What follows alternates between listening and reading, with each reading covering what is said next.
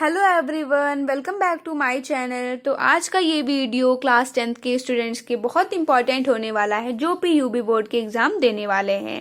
तो सबसे पहला पेपर है हिंदी का, और हिंदी में इतिहास 10 नंबर का पूछा जाता है, ये आप सभी को पता है, जो कि बहुत इंपॉर्टेंट होता है।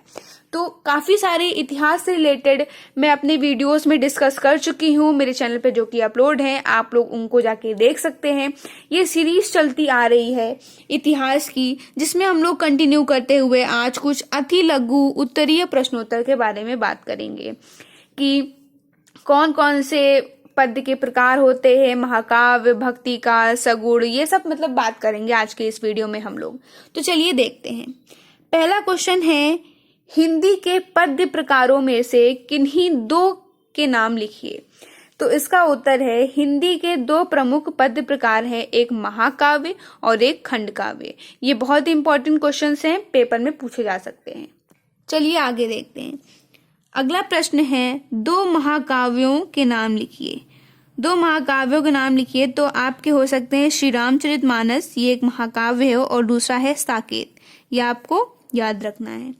तीसरा प्रश्न है, भक्ति काल की दो प्रमुख प्रवृत्तियां का उल्लेख कीजिए। प्रवृत्तियों का मतलब होता है कि उनकी विशेषताएं, ठीक है। तो भक्ति काल की प्रमुख विशेषताएं 6 लिखी हुई हैं, इनमें से आपको केवल 2 बतानी है। रहस्य भावना, दूसरा है गुण की महत्ता का वर्णन, तीसरा है भक्ति भावना की प्रधानता, चौथा है माया की निंदा, पांचवा है प्रेम की प्रधानता, और 6 है स्वानतः सुखाए। तो ये कुछ इनकी विशेषताएं हैं जो आपको याद रखनी है। चलिए आगे देखते हैं।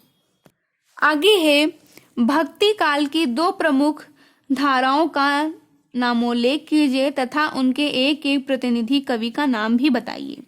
तो भक्ति काल के दो प्रमुख धाराएं हैं, निगूढ़ भक्ति धारा और सगुण भक्ति धारा। तो निगूढ़ भक्ति धारा की जो फेमस कवि माने जाते हैं वो हैं कबीरदास जी। सगुण भक्ति धारा के कवि हैं सूरदास जी और तुलसीदास जी। और ये भी याद रखना है आपको, सूरदास जी और तुलसीदास जी का जीवन परिचय भी पेपर में याद करके जाना है, क्योंकि ये इंपॉर्टेंट है और परिचय पूछे भी जाते हैं। आगे बढ़ते हैं। रसखान कवि का मूल नाम क्या था और इन्होंने किस भाषा में काव्य रचना की है। तो इनका प्रश्न जो है इस तरह से भी आ सकता है कि रसखान कवि का मूल नाम क्या था। देखते हैं। रसखान कवि का मूल नाम सैयद इब्राहिम था, ये आपको याद रखना है। इन्होंने शुद्ध साहित्यिक एवं परिमार्जित ब्रज भाषा में काव्य रचना की है। ये आपको याद रखनी है कि रसखान जी ब्रज भाषा में कवि थे। उनका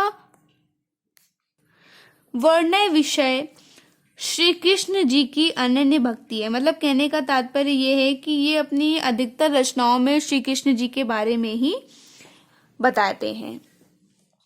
आगे है, सगुण भक्ति शाखा के 2 प्रसिद्ध कवियों का नाम बताइए तथा उनकी एक एक रचना का उल्लेख कीजिए। या फिर ऐसे भी आ सकता है, भक्ति काल के 2 प्रमुख कवियों बताइए और उनकी एक एक प्रसिद्ध कृति का मतलब होता है रचना, और उनकी एक रचना बताइए। तो देखते हैं सगुण भक्ति शाखा के 2 प्रमुख कवि। तो अभी मैंने ऊपर भी डिस्कस किया था कि सूरदास जी और तुलसीदास जी। सूरदास जी की इंपॉर्टेंट 3 रचनाएं होती हैं, जिसमें से एक इसमें लिखी है सूर सागर, और तुलसीदास जी की है श्री रामचरितमानस। ये आपको याद रखना है।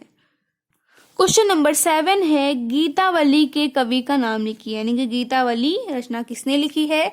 तो गीतावली के कवि का नाम गोस्वामी तुलसीदास जी है, यानी कि तुलसीदास जी ने लिखी है। तो धीरे धीरे आपको पता चल रहा होगा कि सूरदास जी, तुलसीदास जी, रसखान जी, ये सब क्या हैं, आपके सब्जेक्ट्स के इम्पोर्टेंट लेखक हैं। तो इनके बारे में आपको मतलब भर का नॉलेज होना चाहिए। तो आज की इस वीडियो में हम लोगों ने इतना ही डिस्कस किया कि इतिहास के कैसे कैसे क्वेश्चंस आते हैं। आगे की वीडियो में हम लोग रीतिकाल, छायावादी, इन सब के इम्पोर्टेंट कवियों के बारे में बात करेंगे।